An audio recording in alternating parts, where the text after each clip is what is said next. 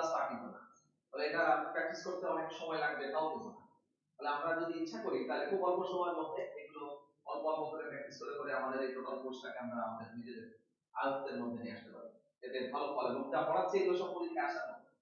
আমরা অল্টারনেটিং কারেন্টে ছিলাম, অল্টারনেটিং কারেন্টে আমরা শুধুমাত্র রেজিস্ট্যান্স দিয়ে একটা সার্কিট তৈরি করে সেটা এসি সার্কিট আমরা তৈরি করেছিলাম। আমরা শুধুমাত্র ক্যাপাসিটর ব্যবহার করে আমরা একটা এসি সার্কিট তৈরি করেছিলাম। হ্যাঁ, আমরা একটা ইন্ডাক্টর ব্যবহার করে আমরা একটা অল্টারনেটিং সার্কিট এসি সার্কিট আমরা তৈরি করেছিলাম। পরবর্তী পর্যায়ে আমরা আর এবং সি ব্যবহার করে আমরা একটা অল্টারনেটিং সার্কিট তৈরি করেছিলাম। আমরা পরবর্তীতে এল এবং আর ব্যবহার করে আমরা একটা অল্টারনেটিং সার্কিট ক্যালকুলেট করেছিলাম এবং তার প্রিন্সিপাল করেছিলাম। আজকে আর একটা টপিক আমাদের পড়তে বাকি আছে, সেটা হচ্ছে LRC circuit.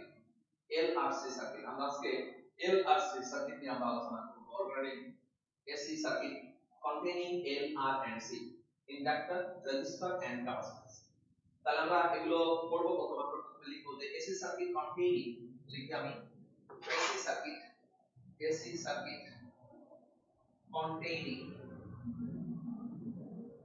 circuit containing resistor,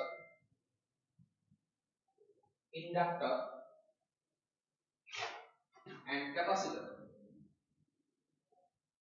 in series কম্বিনেশনে আমরা এই L, R এবং C কে ব্যবহার করে এর এসি সার্কিটের মূল প্রিন্সিপালটা নিয়ে আমরা আজকের এই ক্লাসে আমরা আলোচনা করতে চাই। এবং সবসময় আমরা দেখেছি যে আমরা যতগুলো কম্পোনেন্ট এখানে ব্যবহার করেছি সবগুলো কিন্তু আমরা সিরিজে কানেক্ট করেছি। আজকেও তাই করব। আমরা একটা রেজিস্টর, একটা ক্যাপাসিটর এবং একটা ইন্ডাক্টর দিয়ে আমরা সিরিজ কম্বিনেশনে দিব এবং তার সঙ্গে আমরা একটা অল্টারনেটিং ভোল্টেজ সোর্স আমরা বরাবরের মতো আজকেও ব্যবহার করব। প্রথমে আমি সার্কিটটা তৈরি করি। সার্কিটটা হচ্ছে এমন, এই পাশে একই সার্কিটটা, একটা রেজিস্টর থাকবে, একটা ক্যাপাসিটর থাকবে, একটা ইন্ডাক্টর থাকবে, এটাকে আমরা বলবো আর, সি এবং এটা হচ্ছে এল। তারপরে একটা অল্টারনেটিং ভোল্টেজ সোর্স থাকবে সঙ্গে, যেটাকে আমরা বলবো E equal to E not sine of omega t. একদম পড়া আগের দিনে পড়ার মতো, শুধু ক্যালকুলেশন আর কিছু না। তাহলে এই এখন এই রেজিস্ট্যান্স, ক্যাপাসিটর এবং ইন্ডাক্টর তিনটাই কিন্তু কি করবে, এই যে আমরা যে ভোল্টেজ অ্যাপ্লাই করেছি এদেরকে প্রতিহত করবে, বাধা দেওয়ার চেষ্টা করবে। তাহলে কে কতটুকু বাধা দেওয়ার জন্য, আর কতটুকু বাধা দিবে, সি কতটুকু বাধা দিবে, এল কতটুকু বাধা দিবে, সেই বাধাগুলো আমরা একটু এখানে লিখি। হ্যাঁ, এই বাধা অতিক্রম করতে আমাদের কাজের মানটা কত হবে সেটা আমরা একটু এখান থেকে ক্যালকুলেশন করি। হ্যাঁ, মনে করি যে আর কে অতিক্রম করতে যে বাধা, যে কাজ করতে হবে সেটা বি আর, সি কে অতিক্রম করতে যে বাধা বা কাজ সেটাকে আমরা বলবো বিসি, এবং এল কে করার জন্য যেটা সেটা হচ্ছে মনে করি বিএল। সো এটা যদি একটা লুপ পাই, তাহলে লুপ উপপাদ্য যদি আমরা এখানে অ্যাপ্লাই করি, তাহলে আমরা পরিষ্কার লিখতে পারি যে বিআর প্লাস হচ্ছে বিসি প্লাস হচ্ছে VL must equal to E not sine of omega t, equal to E not sine omega t. এবং এগুলো যে মূল মেকানিজম প্রিন্সিপাল সেগুলো আমরা সব জানি। E equal to according to Ohm's law IR, মনে করি এর মধ্যে E equal to E not sine omega t alternating voltage দেওয়ার জন্য যে কারেন্টের ফ্লো হচ্ছে সেটা মনে করি হচ্ছে আই। টি সময় আই পরিমাণ কারেন্ট যাচ্ছে এবং চার্জের মান মনে করি হচ্ছে কত, কিউ। তাহলে আমরা লিখতে পারি V equal to I R VC কে লিখতে পারি এল, তারপরে d I by dt according to parallel law. তারপরে বিএল কে আমরা লিখতে পারি বিসি কে আমরা লিখতে পারি কিউ ডিভাইডেড বাই সি।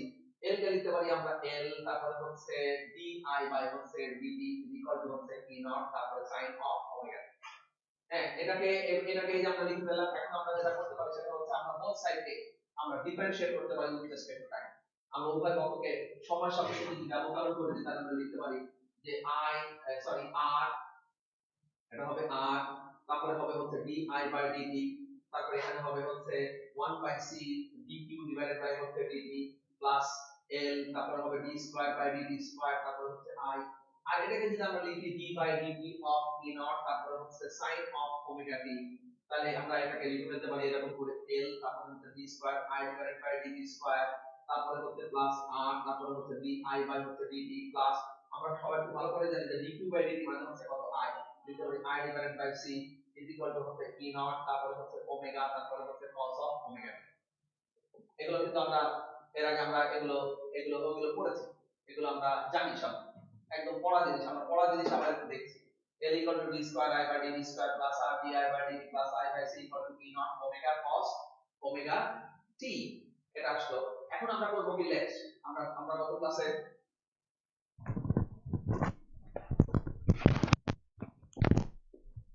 শব্দ শুনতে আল্লাহ জানে। হ্যাঁ, আমরা এর আগের দিন আমরা কি করেছিলাম, একটা ডি বাই ডিটি কে আমরা একটা অপারেটরকে আমরা একটা জিনিস ধরে নিয়েছিলাম, লেট। আমরা ধরেছিলাম যে লেট কি ধরেছিলাম, ডি ডিটি, এটাকে আমরা বলেছিলাম কি ডি, ডি ডিটি কে আমরা বলেছিলাম হচ্ছে ডি।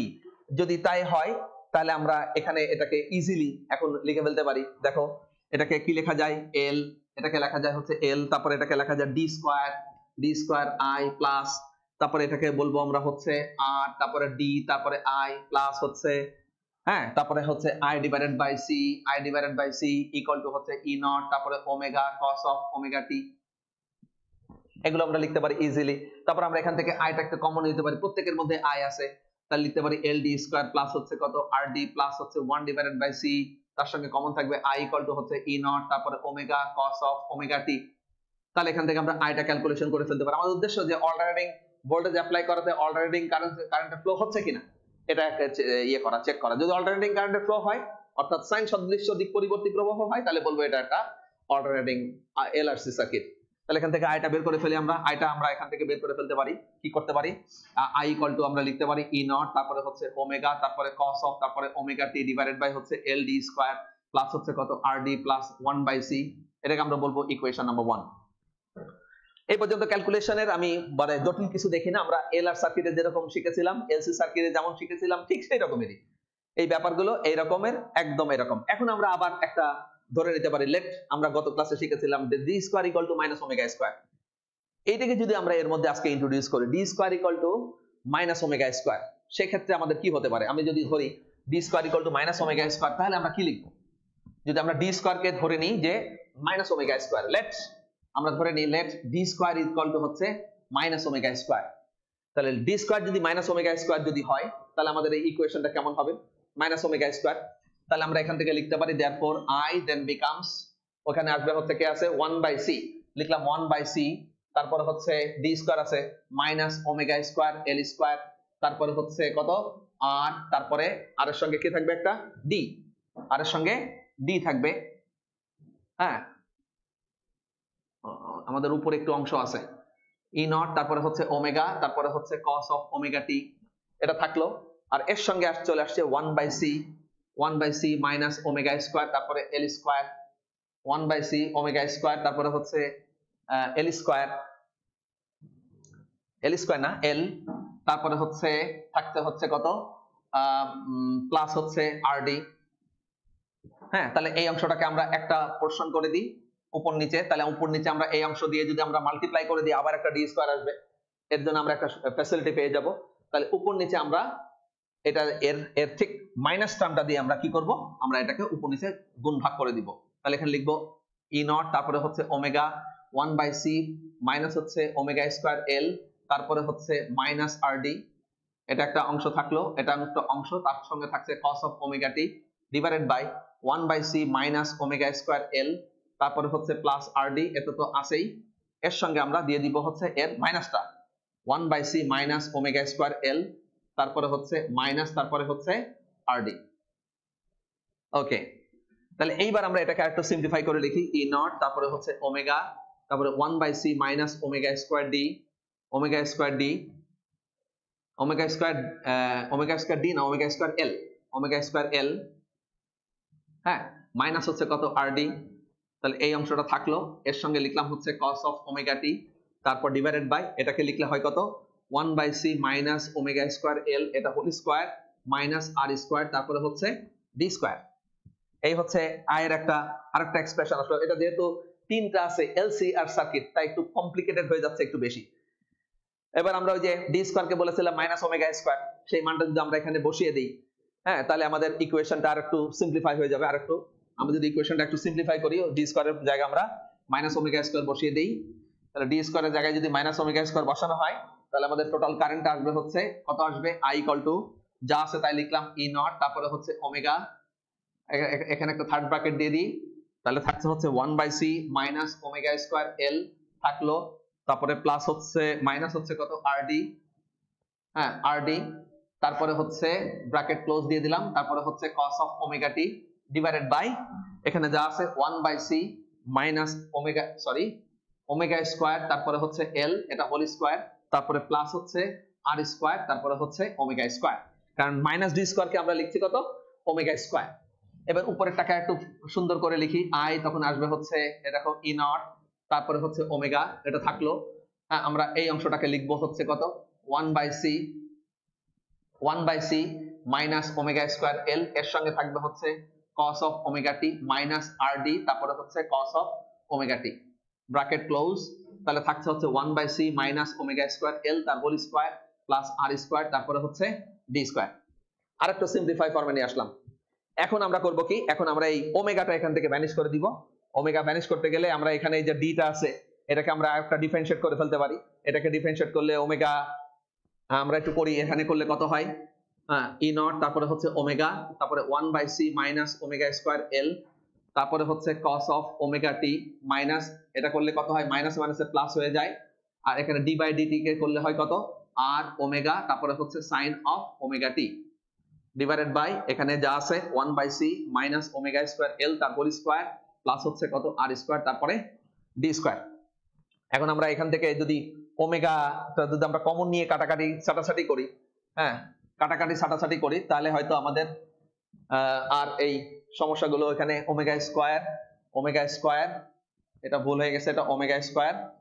আমরা যদি ওমেগা স্কয়ার কমন নিয়ে কাটাকাটি ছাটাছাটি করি, তাহলে আমার মনে হয় এখানে এই ওমেগাটা থাকছে না, এর বিনিময়ে আসবে হচ্ছে e নট, এখানে আসবে 1/c ওমেগা মাইনাস এখানে থাকবে হচ্ছে ওমেগা l, তারপরে হচ্ছে cos of তারপরে ওমেগা t প্লাস হচ্ছে কত থাকবে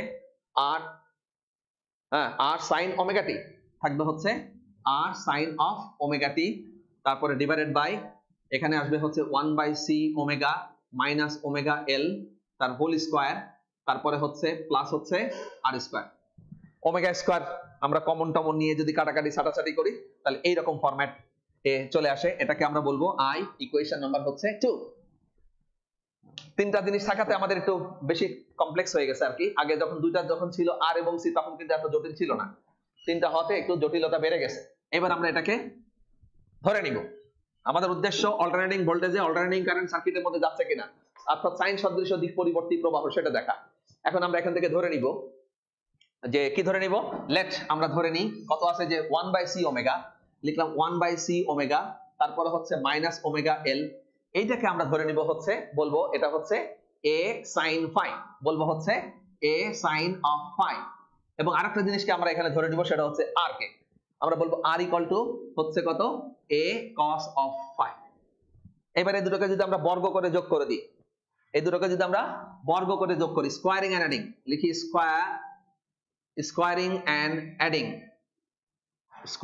অ্যাডিং, তাহলে আমরা এখান থেকে এর অ্যামপ্লিটিউডটা পেয়ে যাব। এর অ্যামপ্লিটিউডটা পাবো কিভাবে পাবো, অ্যামপ্লিটিউডটা পাবো হচ্ছে আমরা পাবো a স্কয়ার ইকুয়াল টু তখন আসবে হচ্ছে squaring and adding 1/c omega minus omega l তার হোল স্কয়ার প্লাস হচ্ছে কত r স্কয়ার।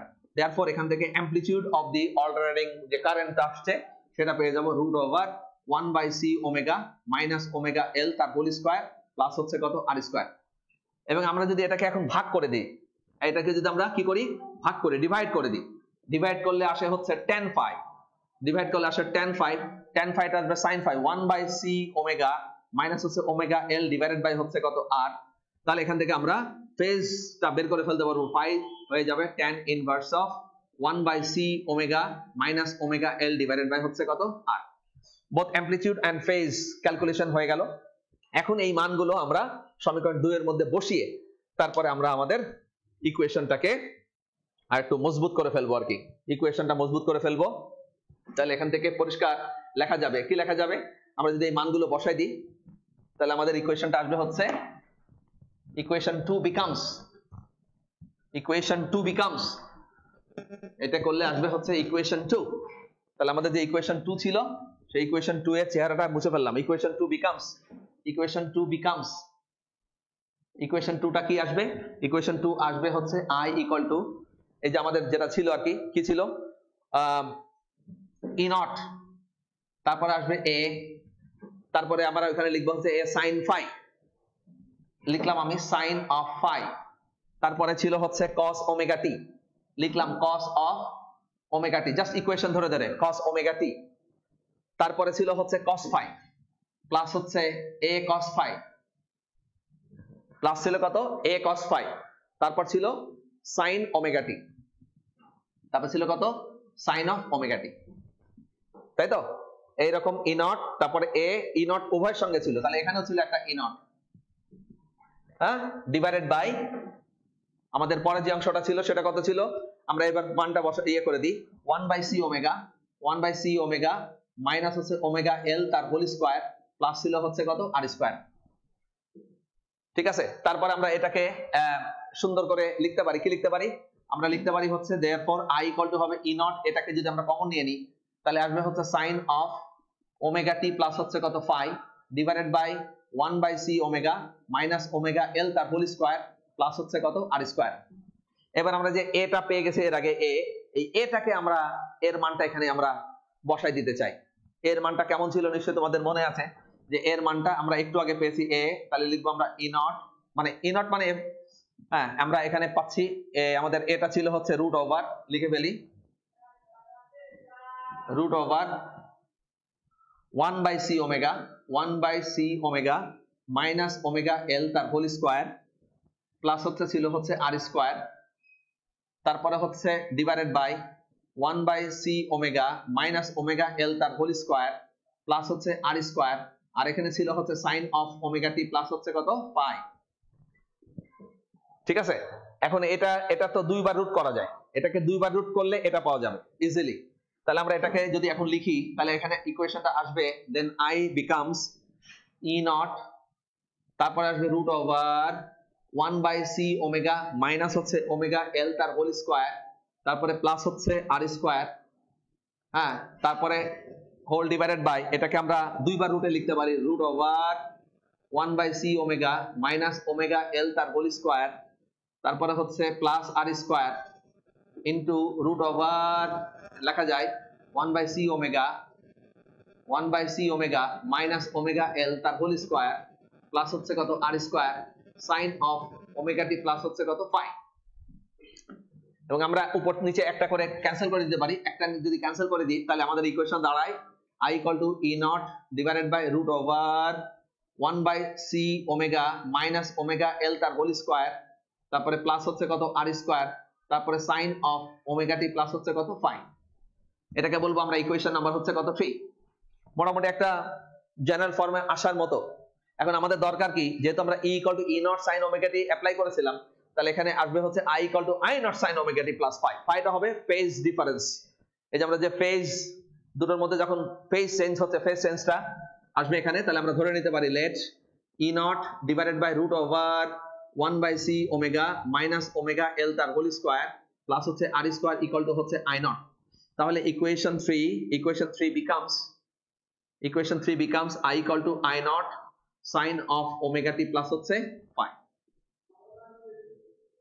তাহলে পরিষ্কার দেখা যাচ্ছে যে আমরা যখন একটা অল্টারনেটিং মানে RCL সার্কিট ব্যবহার করে যখন আমরা অল্টারনেটিং ভোল্টেজ অ্যাপ্লাই করছি এবং তার মধ্যে যে কারেন্ট যাচ্ছিল t সময়ে q চার্জের জন্য i পরিমাণ কারেন্ট যাচ্ছিল, সেই কারেন্টের জন্য আমরা দেখতে পাচ্ছি এখানে আসছে i equal to i not sin omega t, যেটা সাইন সদৃশ দিক পরিবর্তী প্রবাহ। সুতরাং আমরা যে সার্কিটটা অঙ্কন করেছি সেটা হচ্ছে একটা অল্টারনেটিং সার্কিট, যে সার্কিটের মধ্যে L C এবং R, অর্থাৎ L C R যদি থাকে কোন একটা সার্কিটের মধ্যে তাহলে সেটা অল্টারনেটিং সার্কিট হিসেবে কি করে কাজ করে। এখানে যে ফেজ ডিফারেন্সটা হচ্ছে, ফেজটা হচ্ছে কত phi।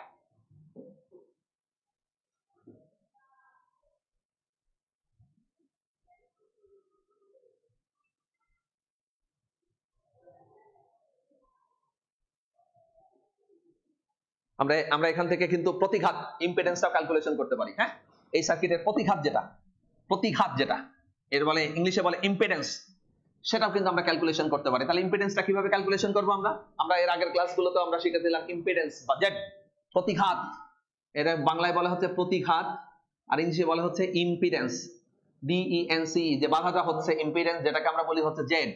আমরা জানি I equal to V divided by R, আমরা জানি I equal to V divided by R। আবার আমরা একটু আগে পেলাম যে I not is equal to হচ্ছে E not divided by root over 1/c omega তারপর হচ্ছে minus omega 1 by C omega minus omega L তার হোল স্কয়ার প্লাস হচ্ছে কত আর স্কয়ার।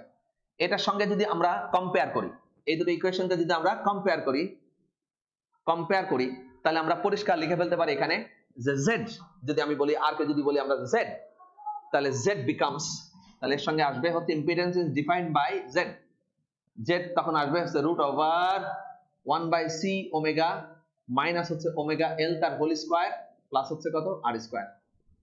এটা হচ্ছে ইম্পিডেন্স অফ দ্য সার্কিট, ওই সার্কিটের প্রতিঘাত। এখন আমরা প্রতিরোধ যদি জেড হয় প্রতিরোধ, তাহলে আমরা লিখতে পারলাম। তাহলে আমরা যদি এখন দেখি আবার, এখন যদি আমরা বলি যে না 1 বাই সি ওমেগা কে যদি বলি আমরা হচ্ছে এক্স সি, এটাকে যদি বলি আমরা এক্স সি ধারকের জন্য যে বাধা, এবং ওমেগা এলটাকে যদি বলি আমরা এক্স এল যেটা হচ্ছে আবেশকের জন্য বাধা। হ্যাঁ, আবেশীয়, এটাকে বলে আবেশীয় প্রতিঘাত, এটাকে বলে হচ্ছে আবেশীয় প্রতিঘাত। ইম্পিডেন্স ডিউ টু ইন্ডাক্টর, এটা হচ্ছে ধারকীয় প্রতিঘাত, এটাকে বলছে ধারকীয় প্রতিঘাত। ক্যাপাসিটেটিভ ইন্ডাকটেন্স, এটা ইন্ডাকটিভ এটা বলে ক্যাপাসিটেটিভ ইম্পিডেন্স, ক্যাপাসিটেটিভ ইম্পিডেন্স লিখে ক্যাপাসিটেটিভ ইম্পিডেন্স, আর এটাকে বলি হচ্ছে আমরা ইন্ডাকটিভ, ইন্ডাকশনের জন্য হয়েছে, এটাকে বলি আমরা আবেশীয় প্রতিঘাত বা ইন্ডাকটিভ ইম্পিডেন্স। ঠিক আছে, যদি আমরা বলি এখানে এগুলো পরিচয় আমরা শিখেছি, আমরা যখন শুধু এক্স দিয়ে কি বলে ক্যাপাসিটর দিয়ে যখন আমরা পড়েছি তখন আমরা এক্স শিখেছি, যখন আমরা আবেশক দিয়ে আমরা অল্টারনেটিং সার্কিট পড়েছি তখন আমরা এক্সএল শিখেছি, এগুলো আমরা আগে থেকে শেখা। আর এখন আমাদের তিনটাই চলে আসছে, এক্সসি আছে, এক্সএল আছে, আবার রোধের জন্য আছে। ঠিক আছে, তো এই তো মোটামুটি আমাদের পড়া। এটা ছিল আমাদের AC circuit containing resistor, inductor and capacitor in series. এর সঙ্গে সঙ্গে আমাদের মোটামুটি আবেশের যে অল্টারনেটিং কারেন্টের যে চ্যাপ্টারটা ছিল সেই চ্যাপ্টারটা শেষ হয়ে গেল। একই রকমের আর এল আর সি একই রকম দেখতে সব, শুধুমাত্র পার্থক্য হচ্ছে আর এল এবং আর সি কে আমরা কম্বাইন করছি। এখানে কম্বাইন করার পরে ব্যাপারটা একটু কমপ্লিকেটেড হয়ে গেছে আর কি। এছাড়া আগের পড়া এখনকার পড়া একদম এক, শুধু প্র্যাকটিস করতে হবে, এখন আমাদের আর কোনো কাজ নাই। তো এটা প্র্যাকটিস করো, আশা করি এরকম জিনিস তুমি পরীক্ষার সময় এক সেট ধরে পাবে। তো ঠিক আছে, তো পড়ো, নেক্সটে আমরা নতুন কোনো চ্যাপ্টার নিয়ে শুরু করব। সে পর্যন্ত সবাই ভালো থাকো আর এগুলো ভালো করে প্র্যাকটিস করো। আল্লাহ হাফেজ।